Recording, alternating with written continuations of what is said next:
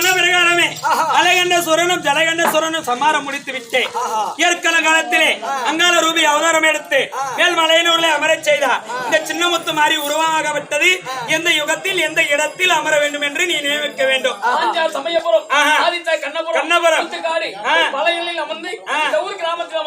நாட்டு மக்களை பாதுகாக்க வேண்டும். எந்த ஒரு குறை இல்லாமல் இந்த ஊர் மக்களை கட்டி காப்பாற்ற வேண்டும். அப்படியே அருள் பாலிக்கிறேன் அண்ணா. அப்படியே ஆகட்டும்.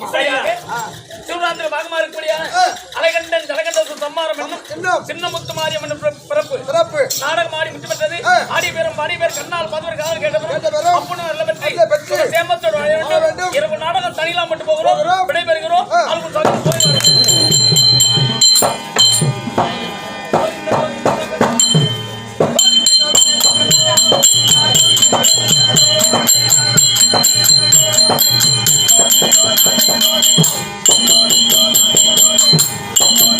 Thank you.